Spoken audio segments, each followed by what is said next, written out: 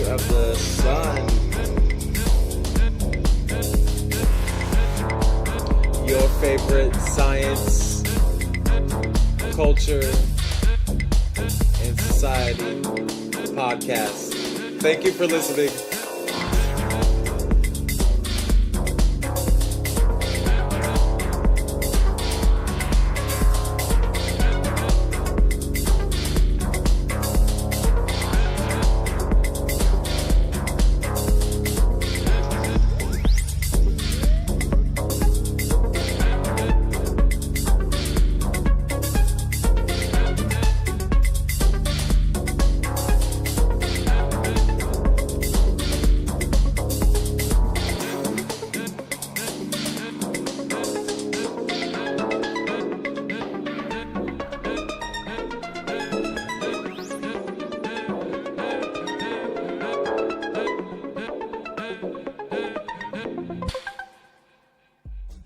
Wow. That was an introduction, wasn't it? Yeah. This is Center of the Sun. I am your host, Center Sun 21. Thank you for listening. This is another episode of, one of our Sundays together. We're going to be talking about a lot of things today. We're going to be focusing on politics because it's getting a little scary in the world right now. The Washington Post already today, Sunday, 5 hours ago, they just posted a headline. Trump just made two problematic admissions on Twitter. Wow. Of his guilt for conspiring with people to hack the U.S. elections in 2016 and then subsequently win them, and then I don't know what the fuck else is happening, quid pro quo, which means, exchanging in some way, doing a favor for somebody, so, if you help me win the presidency, I'll give you the oil contracts or whatever the fuck they want to do. So they said, the Washington Post reported today that President Trump has yet again tweeted about his personal legal issues in a way he perhaps shouldn't have. So the Washington Post reported Saturday that Trump had expressed concerns in the past week about his son Donald Trump Jr.'s legal exposure from the 2016 Trump Tower meeting. So in a tweet about the report on Saturday, Trump said this was a meeting to get information on an opponent. So he is out here being so reckless. I'm really not sure. I've been watching also Rachel Maddow. Well, she's been off all week. I hope she's okay. But Rachel Maddow on MSNBC has been highlighting this kind of phenomenon of unprecedented insanity, like literal. I think they're trying to prove an insanity case or something, because he is directly contradicting all of his advisors and all of the common sense in the world, but he just keeps doing it, and everybody keeps letting him talk out loud. So he was actually in Ohio today, I believe, Center of the Sun Day. Yeah, Trump was in fucking Ohio, and he's gonna fucking lose. I mean, 2020 can't come fast enough.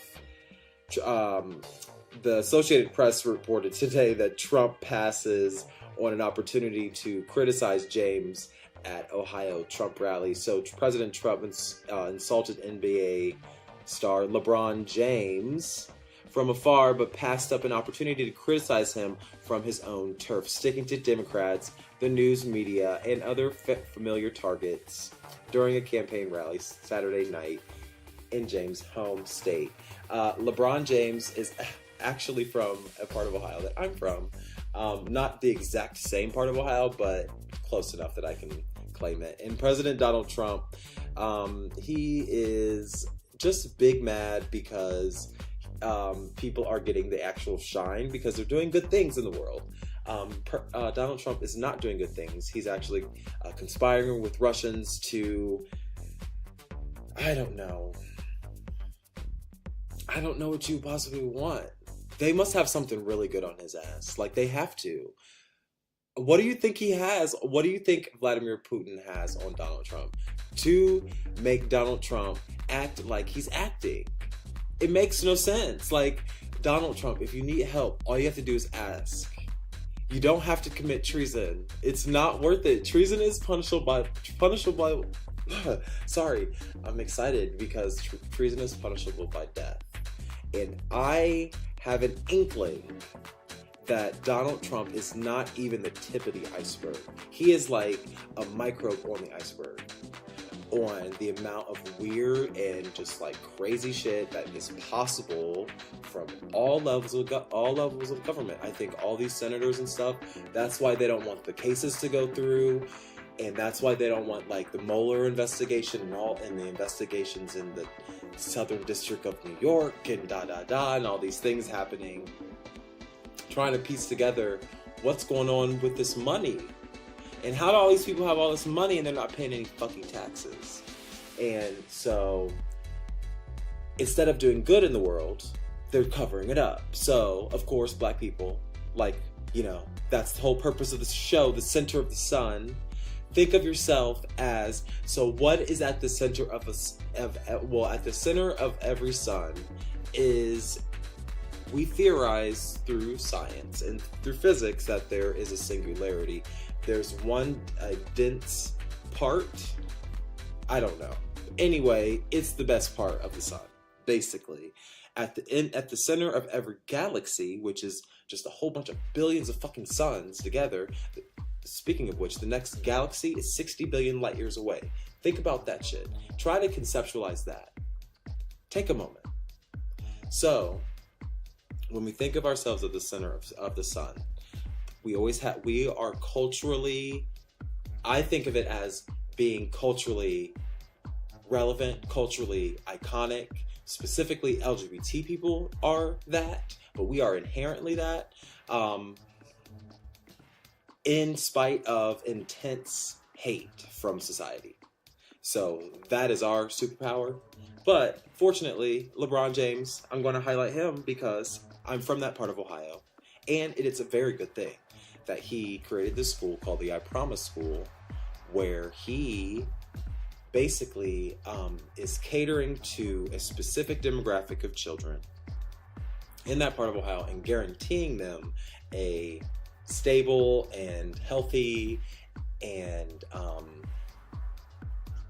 what am I trying to say? Like a self-fulfilling and self-promoting and learning environment. So anyway, of course Donald Trump hates that. So the Associated Press reported today that when Trump took the stage in the sweltering,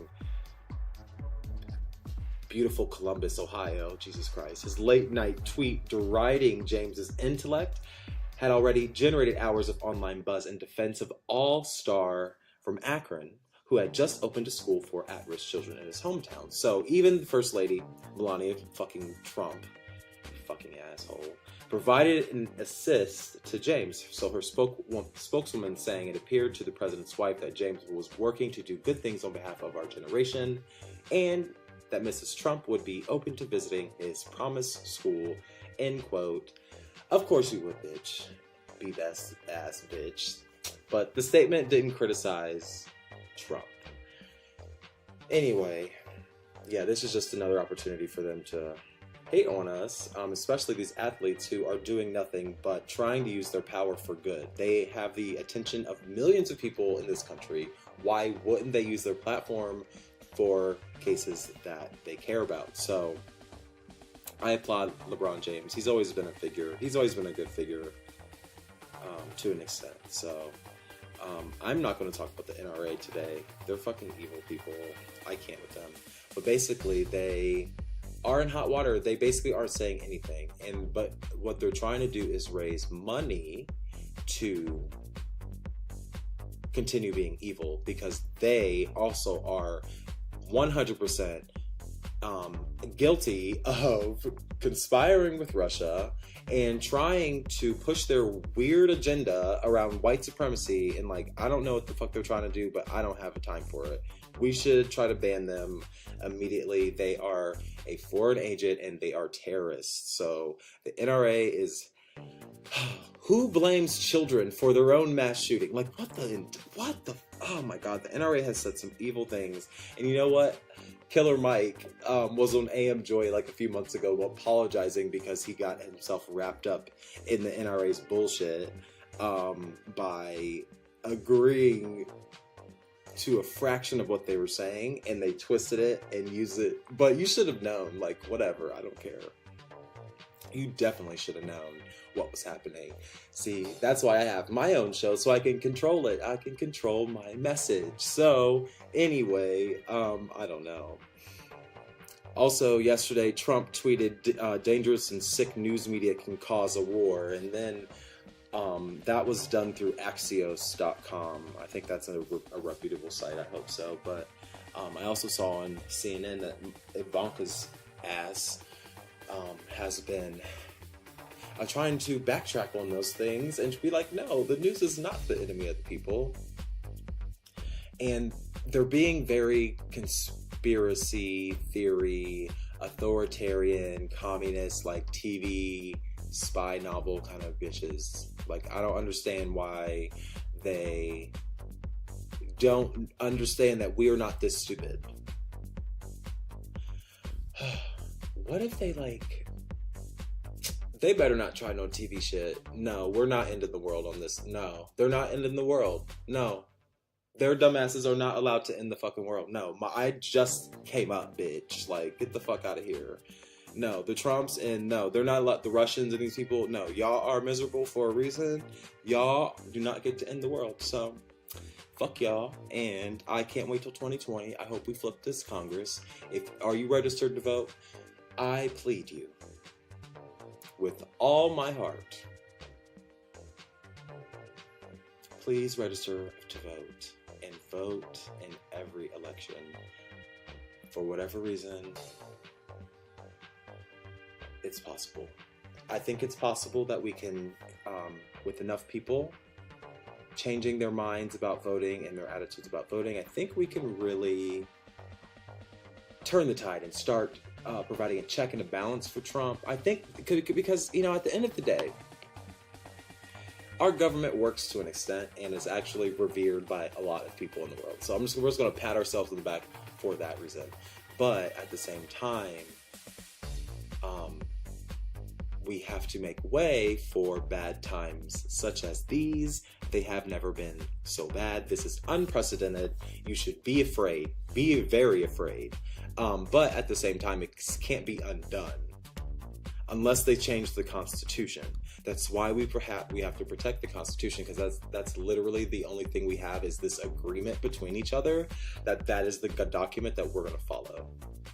So, but they can change that document, and I think that's the ultimate goal, is changing the Constitution. So let's band together to protect our local governments, because that's really where the meat is. Federal is good because federal is like the army and, you know, all that shit. We need it. All levels are needed, and that's why we have the ability to fix it. So register to vote, please. If you need to register to vote, here, let me look it up for you right now. How do you register to vote? I'm sure you can just Google it. Googleit.com. How do I register? Register to vote. I'm doing a Google search, and literally you go to usa.gov/register-to-vote. And you can find your registration right there, and it's gonna be litty. For 2020, we're gonna get another black president, or a person of color. Oh my God, wouldn't that be so nice? And a woman. Oh man, we're gonna have a great world. Yeah, we're gonna have a great world, and we just have to speak it into existence, and we're just gonna stomp the devil down. Shake, shake, shake. Shake the devil off. Shake Trump out of office for real. And Marco Rubio and Paul Ryan. Shake these bitches out of motherfucking office. Mitch McConnell needs to go. Paul Ryan needs to go. Rand Paul needs to go. Who else needs to go? Get your ass out of here, you ugly ass. Y'all are so ugly. If you're ugly, you have to get out of Congress. I'm sorry. No. You're not allowed to be there. If your heart is black, you can't be in there. What else? Who else needs to be kicked out of Congress? Nancy Pelosi, you're close, but we need you too because you passed Obamacare. I'm not gonna forget about that shit. That was a miracle. I can't believe you did it. I can't believe it's still around. honestly, that is a miracle that you did it. And so anyway, I'm gonna follow Nancy Pelosi because honestly, no one has really said this out loud, but like she would be the president if like all these bitches went to jail for the Russia thing. Think about it. So I truly believe that every one of these Republicans have something to do with this Russian thing. All these leaders, maybe not every single one of them, but like the majority of the leaders. If Trump goes down, I think everybody would go down, and that's why everyone's so scared. So who's the next person in line is the minority leader. She ain't fucking with Russia. So I think she would be president. She got a facelift and everything. I think it's possible. So anyway, that's society. Send me your questions, host@centersun21.com. Thank you for listening.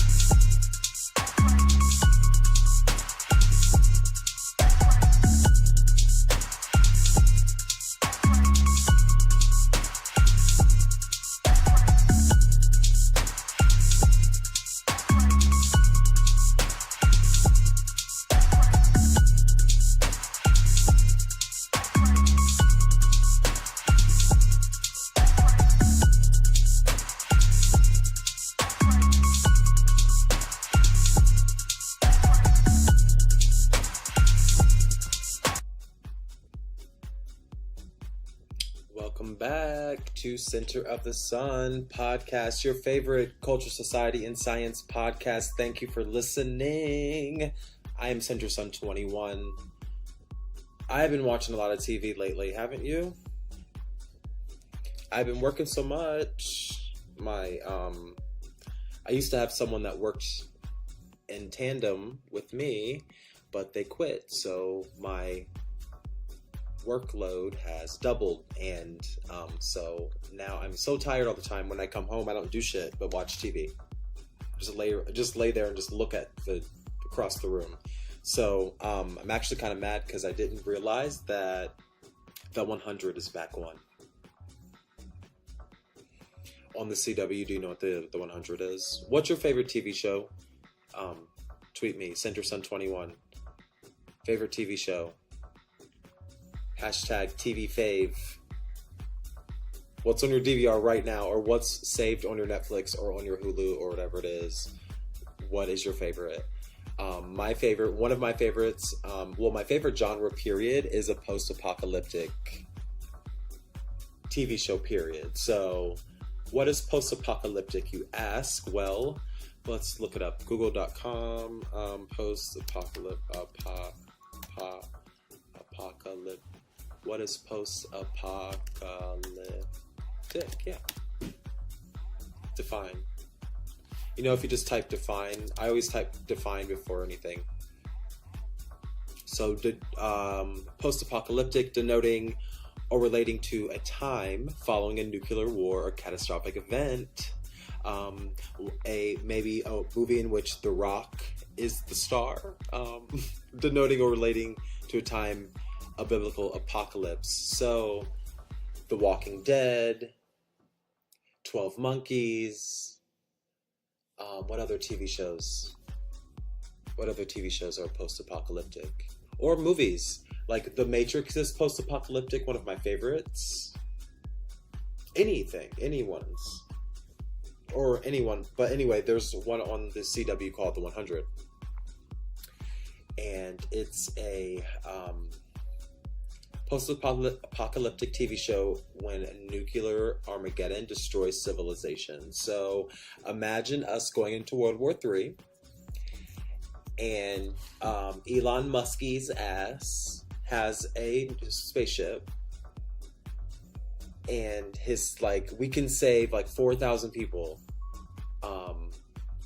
but it gotta be diverse and fair and this and that. So they have this racially ambiguous cast of some people that I didn't even know that were color. I just thought they were dirty.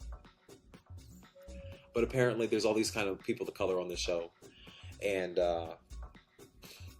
but then eventually the spaceship fails, so they have to come back down to Earth, and then obviously like all the humans didn't die from the Armageddon, so then they have to like rejoin society and this and that. So it's really good. I suggest it. It's made for teens, of course, but other than that, I like the story. It's better than most shit. Also, oh my god, tell me why I've been getting back into Real Housewives of Potomac.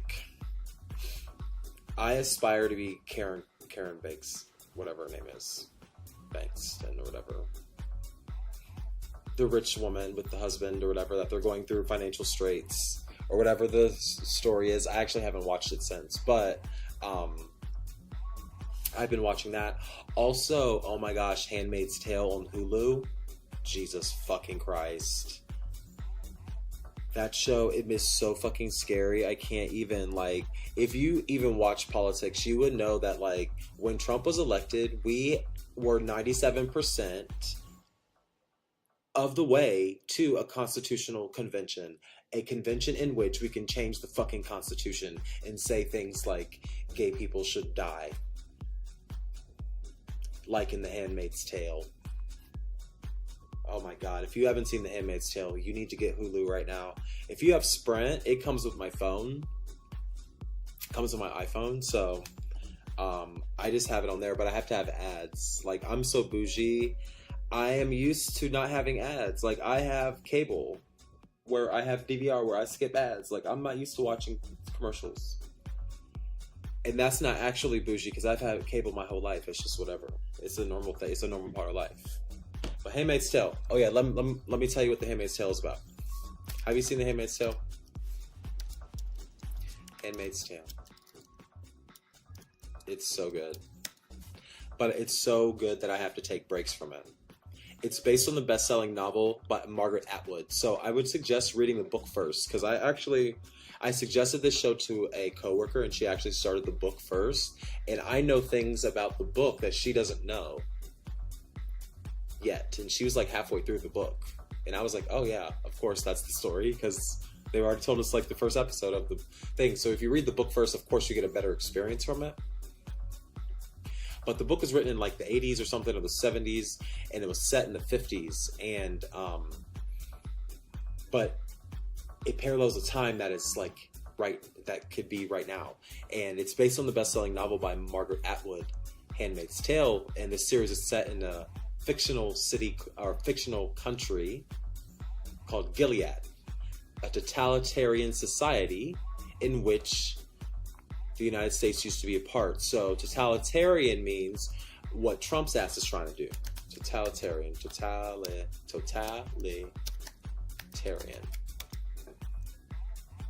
is relating to a system of government that is centralized and dictatorial, with a dictator, a king, or a fucking communist leader, and requires complete subservience to the state. So, you know, Trump's attempts to say the fake news and we're going to destroy the government and this and that, like,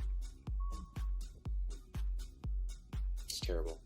But totalitarianisms are normally evil governments in which genocide occurs. So Hitler, think of Hitler. Trump, think of Trump. Trump Jr. or whatever. Hitler Jr., Trump. But anyway, this Handmaid's Tale is a fictional story where Gilead is ruled by a fundamentalist regime where they like literally follow the Bible. Like the Ten Commandments are the law. Like thou shalt not kill. Like thou ends life's and deaths because, you know, the King James said it, kind of thing. So this regime treats women as property of the state because the story focuses around like an infertility crisis. So it focuses around how this government uses this method of religious fundamentalism to force women to have sex with certain people to control population growth or lack thereof. So They're faced with environmental disasters and plummeting birth rate, and in desperate attempts to repopulate a devastated world, the few remaining fertile women are forced into sexual servitude. One of these women, Offred, is determined to survive the terrifying world she lives in, and she wants to find her daughter because she had a daughter, and they took her away because sexual servitude requires you to be 100% committed to that thing. No breaks. But it's in its second season. It's on Hulu exclusively, and I suggest you watch that one. Also, Power's back on. Power, do you have Stars? Power's on Stars. Let me tell you what Power's about. Power's another one of my favorite shows, in which it details the fictional life of James Ghost St. Patrick, and has all the nude scenes and the sex scenes that you can handle on Stars. It's not safe for children, but it just outlines it just gives us a little flavor of like what a fictional life would be in Manhattan for Black people specifically. Unfortunately, they do sell drugs, but that's fine. I know a lot of people that sell drugs and do them, whatever, fuck it. It's a good story. I suggest that you watch it. It's focuses on Ghost, the main character. He has a nightclub and he has a family, and he's like kind of like a badass, and but if you look closer at his life, he's living a double life. It's not like a gay thing, but when Ghost isn't tending to his Fortune 500 business, he's catering to clients of another operation, a drug empire that serves only the rich and influential. So while loyal sidekick Tommy, very cute white boy that I'm very happy to see, also nude in this fucking show, he protects the cash cow narcotics venture at all costs. And when I say at all costs, it's brutal. They're brutal people in this show. So Ghost's new reality is using truth as more of a front to launder money. So that's this whole premise of this thing is it's a new way out of the drug game and into a legitimate life. It's like a transitional institution for him. So I'm excited for this season. It was created by 50 Cent, so inevitably 50 Cent is a part of it.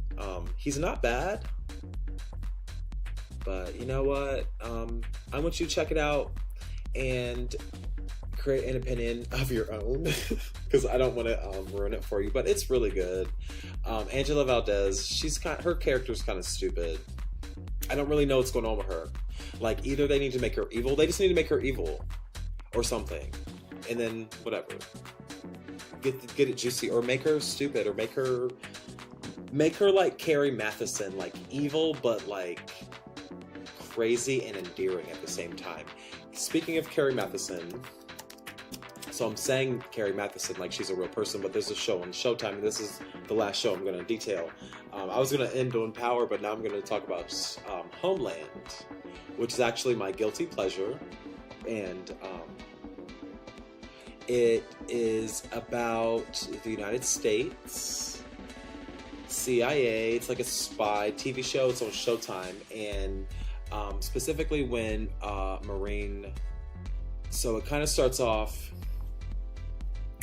with this character called Marine Sergeant Nicholas Brody, where he returns home following 8 years in captivity, and CIA agent Carrie Mathison thinks he has turned and is connected to a terror plot to be carried out on American soil. So she engages him in a dangerous game of cat and mouse that puts America's national security at risk. Later, Carrie gets a promotion and returns to the front lines overseas. So this story is very juicy. If you need something that will keep you on your toes and keep you screaming at the TV, check out Homeland. It's on Showtime.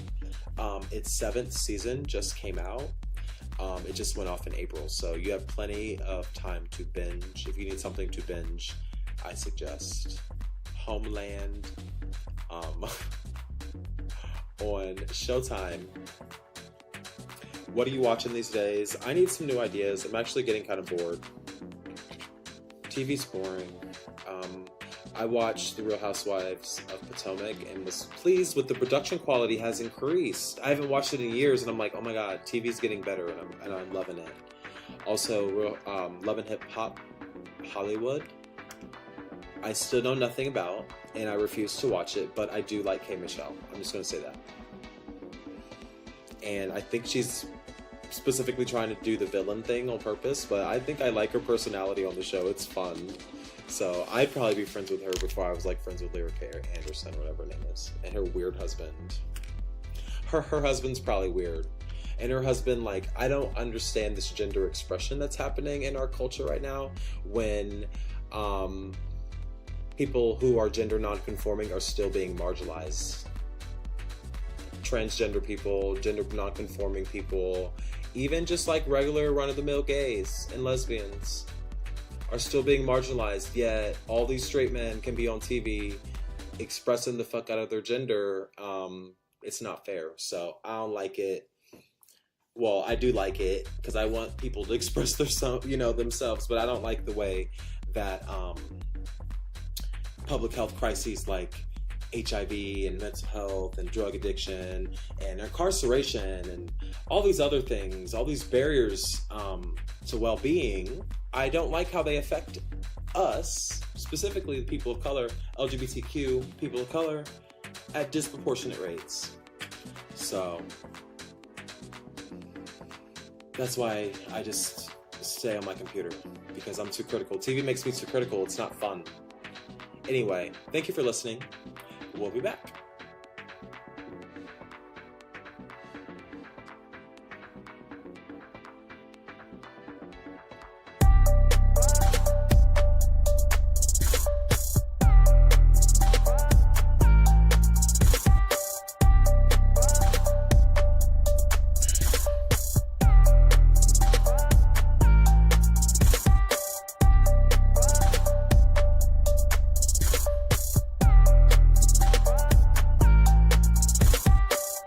Thank you for listening.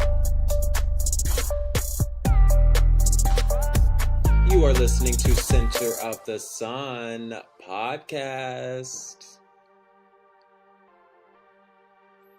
I want to draw your attention to the human brain again.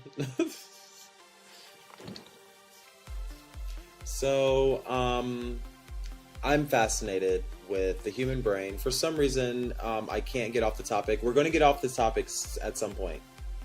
We're going to transition to physics at some point. I have a whole book ready for you to jump in, but I'm still amazed by our ability to even think about the universe. So earlier I was talking about how the next universe away is 60 billion light years away. Try to conceptualize that amount of time.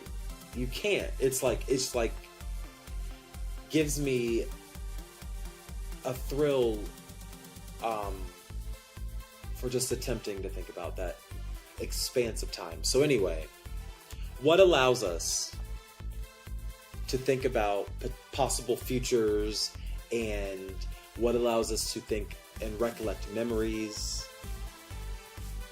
and what allows us to be present in the moment, and what makes us different than any other organism on this planet?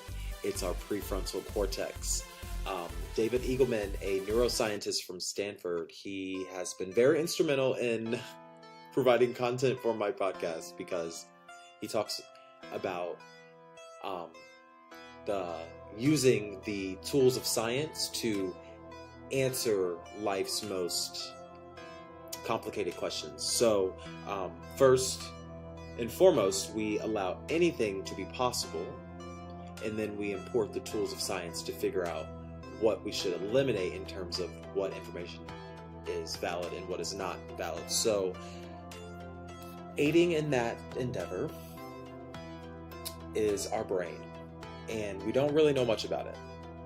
And honestly, I literally just learned that there is a wrinkly part. The wrinkly part that we know and love so much about our brain is actually just the outside of our brain. There's actually another layer. There's layers inside of it that are not wrinkly.